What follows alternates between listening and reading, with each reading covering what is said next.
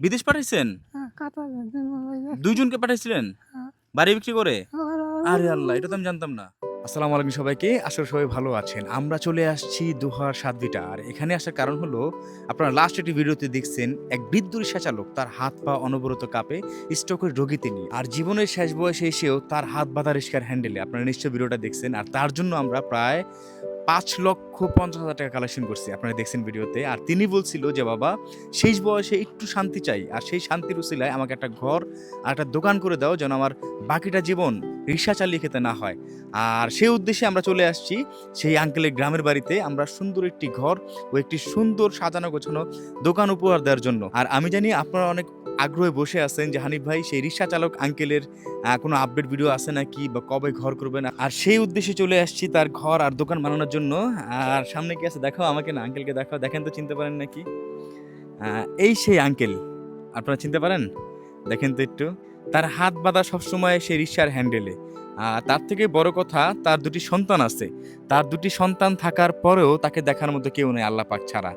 আর সেখান থেকেই আল্লাহ পাক আসলে বান্দার জন্য যা করেন তার মঙ্গলের জন্যই করেন। এই আঙ্কেল কখনো ভাবছে যে শেষ বয়সে এসে তিনি এত সুন্দর সুখের দেখা পাবেন? তিনি কখনোই ভাবতে পারেন নাই যে তার শেষ বয়সে এসে তিনি সুখের দেখা পাবেন। আঙ্কেল আসসালামু আলাইকুম। ভালো আছেন বাবা? এই তো আলহামদুলিল্লাহ ভালো। শরীরের অবস্থা কেমন? আপনি তো আর রিক্সা চালান নাই? আর চালাবেন না? কেন চালাবেন না কেন? হ্যাঁ, আমি যে অর্থ দিচ্ছি সেই অর্থ হয়ে যাবে আপনার। টাকা তো আপনি নেন নাই, টাকা তো আমার কাছে আছে। হ্যাঁ, ও মনে করছেন ব্যাংকে রাখছেন আপনি, এটা মনে করেন। সুমন, শুনছো তার কথা? মানে উনার প্রায় ৫.৫ লক্ষ টাকা আমার কাছে আছে। উনি নির্দ্বিধায় নির্ভয়ে আমার কাছে জমা রাখছে। উনাকে যখন প্রশ্ন করলাম যে টাকা তো আপনাকে দেওয়া হয় নাই, টাকা তো আমার কাছে রাখছেন, উনি বলল যে আমি ব্যাংকে রাখছি মনে করি। আল্লাহ, আমাকে এতটা বিশ্বাস করেন বাবা আপনি। আচ্ছা, এখন আমি মূলত আপনার এখানে আসছি যোগাযোগ করে ঘর বানানোর জন্য। আন্টি আসসালামু আলাইকুম। আন্টি আসেন, আপনি আসেন, আপনি আসেন। ভালো আছেন আন্টি? আচ্ছা, এই জমির মধ্যে ঘর আর দোকান করবেন না? হ্যাঁ, কতটুকু আমার একটু দেখায় দেন, কিভাবে করতে চান। আঙ্কেল একটু দেখা দেন আপনি, দেখো তো কোন সাইডে। ওই সাইডে। আমি একটু ক্লিয়ার করে আপনাদের দেখাই। ক্যামেরাটা আমার কাছে দাও। এটা হলো একটা রোড, আর এই রোড সরাসরি চলে গেছে একদম এটার ভিতরে। আর আমি শুনছি ভিতরে নাকি প্রায় ২০০ পরিবারের বসবাস। ২০০ পরিবারের বসবাস। আর এই রোড বরাবর ওনাদের জমির মধ্যে ঘর হবে। আর আর আন্টি আঙ্কেল যেখানে দাঁড়িয়ে আছে সেখানে ঘরের ফ্রন্ট সাইড হবে বারান্দা। আর ঘরের দুইটা, আন্টি ২ রুমের ঘর করবেন না ৩ রুমের? ২ রুমের ঘর আর বারান্দা। আচ্ছা, আচ্ছা। তো ২ রুমের ঘর এখানে ফ্রন্ট সাইড হবে, দরজা আর বারান্দা সামনে। আর এই কর্নার দিয়ে এই যে গাছগুলো যে দেখতেছেন এখানে, যে জঙ্গল, এটা পরিষ্কার করে ফেলবো আমরা। পরিষ্কার করে এখানে আরো বালু ফেলানো হবে। এই যে বালু, ভালো কথা, এখানে কিন্তু বালু ছিল না। আমরা ঢাকায় থেকে আমরা জামালপুর ছিলাম মসজিদের কাজে, বাট এখানের কাজও আমরা চলমান রাখছি। বাট এটা দেখানো পসিবল হয় নাই। আর এখন আপনাদের দেখাই, এই কর্নার দিয়ে হবে উনার দোকান। ঘরের একদম কর্নার দিয়ে হবে দোকান, মুদি দোকান হবে।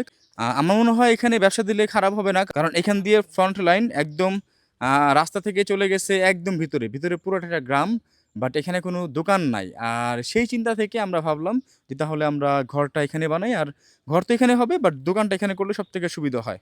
তাহলে আঙ্কেল, আপনার নিজের বাড়ি হবে খালি জায়গার মধ্যে, কখনো ভাবছেন আপনি?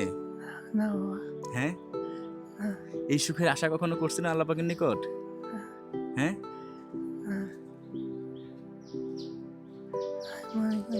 হুম, এটা আপনার উপহার। কিসের উপহার বলেন তো পারলে?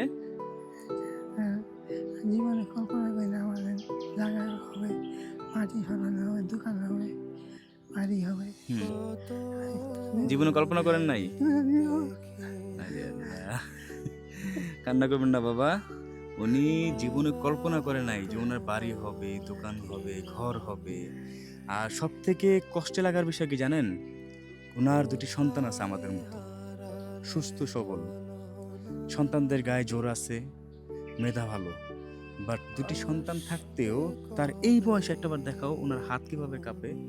এই বয়সে এসেও তিনি রিক্সার হ্যান্ডেল ধরতে বাধ্য হন।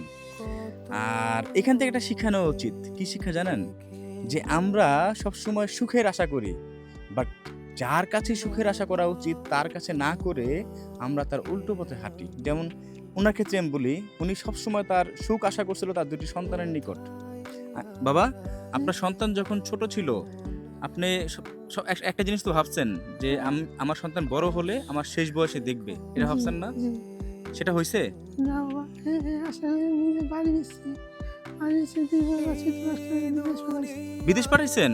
কাতার বাবা, ২ জনকে পাঠাইছিলেন বাড়ি বিক্রি করে? আরে আল্লাহ, এটা তো আমি জানতাম না। আমি আমাকে ছেড়ে নিচ্ছে মিশা করে। মিথ্যা কথা বলে টাকা নিছে আমার পুলিশে ধরছে। বিদেশ থেকে? আ আরে আল্লাহ। ছাড়াইছে, পাঠাইছে। আমি আমার ৭ লাখ টাকা পাঠাইছি। পাঠাই দিয়ে ১ লাখ টাকা আপনার মানে ২ সন্তানই এরকম করছে? তারপরে করছি ১ লাখ টাকা নিয়ে সুতি হিসেবে নিয়ে পাঠাইছি। পাঠাইছি তারপর ফোন দিছি। আর এক বন্ধু করে কি না এটা মিশা হতে হবে। ও বাবা,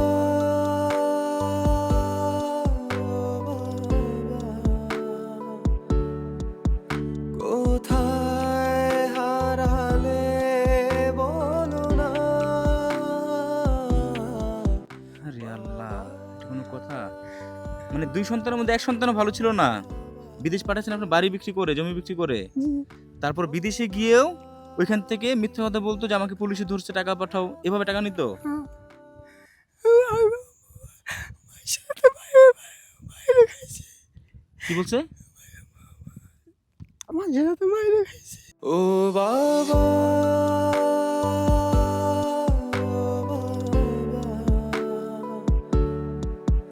কোথায় হারালে বলো না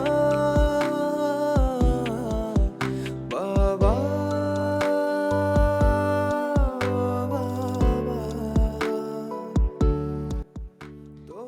মানে আমি বাকরুদ্ধ হয়ে গেছি। আমি এটা জানতাম না, মাত্র শুনলাম যে ওনার ২ সন্তানকে কাতার পাঠাইছে ওনার জমি বাড়ি বিক্রি করে। দেখেন, ২ সন্তান এতটা অমানুষ, বাবার কষ্ট তো বুঝলোই না। ভিটে মাটি বিক্রি করে তাদের সন্তানকে বিদেশ পাঠানোর পরও ওইখানে গিয়ে প্রতিনিয়ত নাটক করতো বাবার কাছ থেকে টাকা আদায় করার জন্য। আমাকে পুলিশে ধরছে, এই বিপদে পড়ছে, ওই বিপদে পড়ছি, এই কথা বলে মানে বিদেশ থেকেও টাকা আদায় করতো বাবার কাছ থেকে। তো এই সন্তানের নিকটই তো উনি, আমি যেটা বলতে চাইছিলাম একটু আগে, যে আমরা সুখ আশা করি কার নিকট? ভুল মানুষের কাছে। সুখ যার নিকট আশা করা উচিত তার নিকট আশা না করে আমরা মানুষের কিছু সুখ আশা করি, এটা একদম ভুল। আর সেই ভুলের শেষ অবস্থায় পরিণত হয়েছে এই আঙ্কেল। দেখেন, একটা জিনিস প্রমাণিত যে ওনার আপন ২ সন্তানের উনি যখন সন্তানগুলো ছোট ছিল, কোলে ছিল, উনি সবসময় ভাবতো যে অন্তত আমার এই সন্তান দুটো আমার শেষ বয়সের লাঠি হবে। বাট তার বিপরীত হয়ে শেষ বয়সে লাঠি হয়েছে তার রিস্কার হ্যান্ডেল। কি খারাপ কিছু বলছি? বাট দেখেন, সুখ দেওয়ার মালিক কি জানেন? সুখ দেওয়ার মালিক আল্লাহ পাক নিজে। একমাত্র সুখের মালিক আল্লাহ পাক। আপনার দুনিয়াতে অঢেল সম্পত্তি থাকতে পারে, বাট আপনার সুখে নাই। কারণ কি জানেন? টাকায় আপনার সব সুখ এনে দিবে না। আপনি দুনিয়াতে সকল কিছু, আপনি দুনিয়ার বাদশা, বাট আপনার মনে কোনো সুখ নাই। কি কারণে জানেন? যে আল্লাহ পাক আপনাকে সুখ দেন নাই। সুখ দেওয়ার মালিক একমাত্র আল্লাহ পাক নিজে। এর জন্য আমরা যে অবস্থায় থাকি না কেন, আমাদের সুখ চাওয়া উচিত আমাদের সন্তান, মা, বাবা, ভাই, বোন তাদের নিকট না, তাদের কাছ থেকে সুখ চাওয়া উচিত না। তখন আল্লাহ পাক নারাজ হয়ে যায় যে বান্দা, তোরে আমি টাকা দিলাম, যা তোকে আমি সুখ দেব না, তোকে আমি লক্ষ কোটি টাকা দেবো, যা তুই টাকা চাস, তুই টাকা জিতে সুখ, টাকায় নে ইচ্ছা মতো, আমি সব দিব, বাট সুখ তোর মনে দেব না। এই জন্য বললাম যে সুখ একমাত্র আল্লাহ পাক দেওয়ার মালিক। আমরা সুখ চাইবো আল্লাহ পাকের নিকট। আর নয় উনি ওনার ২টা সন্তান থাকতে ওনার শেষ বয়সে এসে দেখেন সন্তানদের জন্য কি না করছে, কি না করছে উনি। সারাটা জীবন উনি রিক্সা চালিয়ে কোনো রকম ঘর বাড়ি করেও সেই ঘর বাড়ি বিক্রি করে দিয়েছে সন্তানদের জন্য। আর সন্তানরা বিদেশ থেকে ফেরত এসে কি করছে পরে? এখানে অটো চালায়। হ্যাঁ, একটা আলাদা হয়ে গেছে, অটো চালায়। আলাদা হয়ে গেছে। হ্যাঁ। বিদেশ থেকে আসার পরে সন্তানরা বিয়ে করে আলাদা হয়েছে, বাবাকে একটুও দেখে নাই। যাক, সন্তানরা দেখুক আর না দেখুক, আল্লাহ পাক তার বান্দাকে কখনো ভুলে যান না। আপনি আমাকে ভুলে যাবেন, আমি আপনাকে ভুলে যাব, এটাই বাস্তব। আমার মা আমাকে ভুলে যাবে, বাবা ভুলে যাবে, আমি বাবা মাকে ভুলে যাব, বাট আল্লাহ পাক তার বান্দাকে কখনোই ভুলবেন না। আপনি যে অবস্থায় থাকেন না কেন, আপনি দুনিয়াতে অনেক পাপ করছেন, করেন, কোনো অসুবিধা নাই। আপনি ক্ষমা চেয়ে আল্লাহর প্রতি ফিরে আসেন, কখনো আপনাকে ফিরাবে না। আল্লাহ পাক সাদরে আপনাকে গ্রহণ করবেন। আল্লাহ পাক তার বান্দাকে ভুলে যায় না। তার পাপী বান্দাকে ভুলে যান না, তার উত্তম বান্দাকেও ভুলে যান না। আর আমরা এখানে কথা বাড়াবো না, আমরা ভালো কথা। ঘর আন্টি একটু আসেন আপনি। ঘর তো দেয়াল দিয়ে নিচে হবে, না পাড়াতো হ্যাঁ? পাড়াতো পাটাতন, পাটাতন বলতে কাঠের আমরা টঙ্গের ঘর কই না। ও কাঠের ঘর। আপনার তো টাকা 5.5 লক্ষ টাকা আমার গেছে। আপনি বুঝেন কত সুন্দর ঘর হবে, দেয়াল দিয়ে করলে দোকান হবে। না না বাবা কাঠের ঘরে সুন্দর মানে আপনার কাঠের ঘর পছন্দ? আসলে হচ্ছে কি মানে দোহারের মধ্যে মানে মুন্সিগঞ্জের মধ্যে কাঠের ঘরটা খুব সুন্দর, এটা চলে বেশি। ও আচ্ছা, যে রাজকীয় টাইপের, হ্যাঁ, হ্যাঁ, এবার রাজীব বুঝতে টাইপের, পারছি আঙ্কেল। উঁচা থাকে। কি কাঠের ঘর পছন্দ? জি হ্যাঁ, আপনারও পছন্দ? জি। ও দুজনেরই পছন্দ। আচ্ছা আচ্ছা, এবার এবার বলি, দোহার মুন্সিগঞ্জে আমি ইউটিউবে ভিডিওতে দেখছি অনেক সুন্দর সুন্দর কাঠের ঘর, রাজকীয় স্টাইলের, হ্যাঁ ওরকম ঘর। আচ্ছা আচ্ছা আচ্ছা, যাই হোক, তাহলে কাঠের ঘর মানে ওই যে ডিজাইন করা কাঠের ঘরগুলো, পাটাতন দেওয়া সুন্দর। আচ্ছা, কাঠের ঘর আর হলো আপনার একটা দোকান, জি দোকানটা ঘরের সাথে দিয়ে দিব। হ্যাঁ হ্যাঁ আচ্ছা, তাহলে আপনাদের আর কষ্ট দিব না বাবা, আমরা এখন চলে যাব সকল কিছু কেনাকাটার জন্য। আমরা কাঠের ঘর অর্ডার দেয় কোথায়? এখানে আশেপাশে। এই শাওন, শাওন কোথায় আছে? এদিকে আসো। এই কাঠের ঘর এখানে অর্ডার দেয় কোথায়? আশেপাশে কোথাও আছে? উনি আন্টি আর আঙ্কেল বলতেছে, আমি তো বললাম 5.5 লক্ষ টাকা আমার কাছে আছে, সুন্দর দেয়াল দিয়ে ঘর হবে, নিচেও দেয়াল উপরেও দেয়াল। কিন্তু ওনারা বলতেছে কাঠের ঘর নাকি সুন্দর লাগে। ভাই মুন্সিগঞ্জের কাঠের ঘর অনেক সুন্দর। তাই নাকি? হ্যাঁ, ও অনেক বাবা। রাজকীয় স্টাইলে। আচ্ছা আচ্ছা, আর আপনি দেখলে আপনারও পছন্দ হয়ে যাবে। তাই নাকি? আপনি বলবেন যে বিল্ডিং এর দরকার নেই, এটাই সুন্দর। এত সুন্দর বাড়ি আছে যে নারিশা বাজার আছে না, হুম, হুম, হুম। এই রোডের আশপাশ দিয়েই অনেক কাঠের দোকান আছে। হুম। ওদের বললে ডিজাইন দেখাইলে আপনি যে ডিজাইনে বলবেন ওই ডিজাইনে বানাই দেবে। তাহলে চলো আমরা কাজ শুরু করে দিই। এইখানে এটা হবে, আপনাদের আবার দেখাই, রোড হলো পিছনে আর এটা হলো ফ্রন্ট সাইড। এই ফ্রন্ট সাইড আর দোকান হবে একদম রাস্তার কোণারে। আর এখানে জঙ্গল দেখতেছেন, আপনাদের কাছে কেমন যেন লাগতেছে জানি না, বাট আপনারা প্রিভিয়াস ভিডিওগুলোতে দেখছেন যেখানে যেটা করার পসিবল না, যেটা যেখানে করার পরিবেশ না, আমরা সেখানে সেটা করে পরিবেশ তৈরি করে দিছি। আর মাশাআল্লাহ খুব সুন্দর হয়েছে। আর সেই মানুষগুলো তাদের বাকি জীবনগুলো সুখে আছে একমাত্র আপনার আমার মাধ্যমে। আমরা জাস্ট উসিলা, আর দেওয়ার মালিক আল্লাহ। আমরা কথা বাড়াবো না। আঙ্কেল, আপনি মনে কষ্ট নেবেন না, আর আমার সময় নাই, আমি কেনাকাটার জন্য চলে গেলাম। হ্যাঁ, আপনারা দেখতে থাকুন ভিডিওতে। এখন আমরা চলে যাব কেনাকাটার জন্য। আমরা চলে আসছি এখন ঘরের সেই বাজারে। এখানে দেখতে পাচ্ছেন অনেক সুন্দর সুন্দর রেডিমেড ঘর। আপনি ঘরগুলো একটু দেখেন, ঘরগুলো দেখতে খুবই সুন্দর, বাট যখন ঘরগুলোর আপনি দাম শুনবেন তখন আর সৌন্দর্য মনে হয় থাকবে না, তখন আর ভালো লাগবে না। কারণ কি, আমার পিছনে ঘরটা একটু জুম করে দেখা হতো কবির, মানে ঘরটা দেখতে সুন্দর লাগতেছে, রাজকীয় ঘর, বাট যখন আপনি দাম শুনবেন তখন আর এই ঘর আপনার কাছে ভালো লাগবে না। এই ঘরটার দাম আমাদের কাছে মানে পাটাতন সহ, ফ্লোর পাটাতন সহ এই ঘরটা আমাদের কাছে দাম চাইছে 4,70,000 টাকা। এখন আপনাদের কাছে প্রশ্ন, একটু আসেন আপনারা একটু দেখেন তো, 4,70,000 টাকা দিয়ে আমি ফ্লোর পাকা, দেয়াল পাকা, উপরে আমি টিন সুন্দর মতো দিয়ে বাথরুম কলপার সহ সুন্দর মতো করা যায়, বাট একটা টিনের ঘর কাঠ দিয়ে বানানো, জাস্ট নাম কি রাজকীয় ঘর, এইটা 4,70,000 টাকা, মানে আমার মাথায় ধরে না যেটার মধ্যে কি আছে। কি সুমন? হ্যাঁ, এটা বিলাসিতা এক জিনিস আর আমার সাধ্যের মধ্যে এক জিনিস। হ্যাঁ, এটা হলো বিলাসিতা, আর কিছুই না। তবে আমি মানে দামটা শুনে আমিও রীতিমতো অবাক হয়ে গেছি।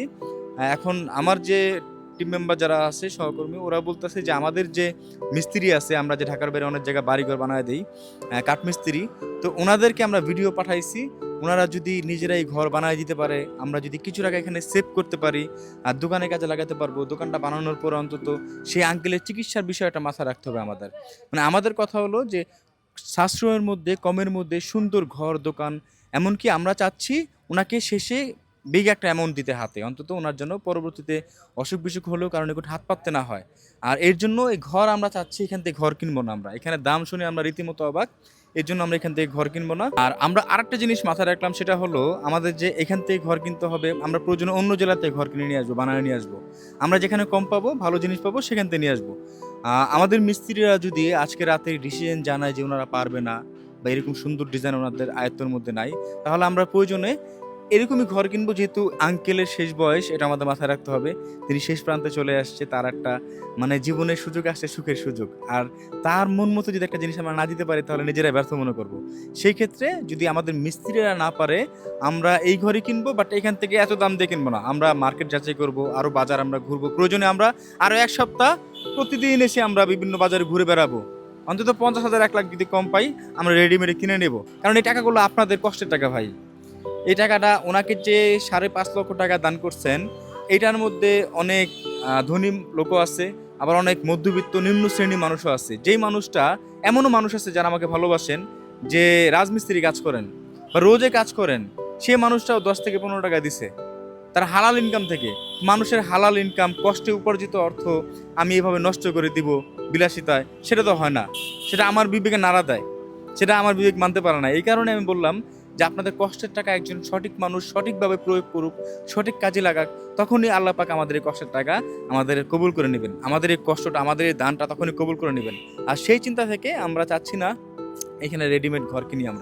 আমরা যদি এই ঘর কমের মধ্যে বানাতে পারি নিজেরা, আমাদের মিস্ত্রি দিয়ে, কাঠ মিস্ত্রি যারা ঘর মিস্ত্রি আমাদের আছে, তাহলে আমি কেন এত টাকা খরচ করবো? কি সুমন, শাওন, না ভাই, এটা মানে আছে কোনো? কারণ আমাকে যারা ভালোবাসে, সবাই আমাকে বিশ্বাস করে, আমাকে শুধু ভালোবাসা না, তারা জানে যে হানিফ ভাইকে দিলে আমার টাকাটা সঠিক কাজে লাগবে। এখন আমি যদি সেই টাকাটা আমি বিলাসিতায় আমি নষ্ট করে দিই, তাহলে তো এটা আমারও জবাবদিহিতা করতে হবে আল্লাহ পাকের নিকট, কি রাইট? না, শুধু সৌন্দর্যের পিছনেই ছুটে টাকাগুলো নষ্ট হ্যাঁ করা যাবে। নষ্ট করা যাবে না, তখন আমাকেও জবাবদিহিতা করতে হবে আল্লাহ পাকের নিকট এক সময়। তো এই জন্য বললাম যে ভিডিওটা আমরা এখানে শেষ করতেছি। আমরা আজকে রাতে সেই মিস্ত্রিরা আমাদের ফাইনাল ডিসিশন জানাবে যে কত টাকা খরচ করতে পারে, কতদিন সময় লাগতে পারে। সময় বেশি লাগুক, 1 সপ্তাহের জায়গায় 2 সপ্তাহ লাগুক, অন্তত আমি যদি এই ঘর থেকে আমি যদি 50,000 1 লাখ টাকা বাঁচাতে পারি, তাহলে তো ওনাদের জন্য ভালো, আমাদের জন্য ভালো। আপনারা মন খারাপ করবেন না, আশা করি আমার এই কথাগুলো মনোযোগ দিয়ে শুনবেন, গভীরভাবে ভাববেন যে হানিফ ভাই কী বলতেছে, বা হানিফ ভাই যা করতেছে আসলে ভালো করতেছে না খারাপ করতেছে। ডিসিশন আপনাদের, কমেন্ট সেকশনে আপনারা সবাই জানাবেন। ভালো থাকবেন সবাই, আসসালামু আলাইকুম সবাইকে। দেখতে পাবেন পরবর্তী ভিডিওতে। তবে ঘর দোকান হবে, এটা শিওর, ইনশাল্লাহ এটা হবেই। ঘর আর দোকান হবে, এটা একদম কনফার্ম। আল্লাহ পাক যদি চায় অবশ্যই ঘর দোকান হবে ইনশাল্লাহ। ভালো কিছুই পাবেন আপনারা, ভালো থাকবেন আপনারা। আল্লাহ পাক আপনাদের সকলকে ভালো রাখুক। আসসালামু আলাইকুম সবাইকে।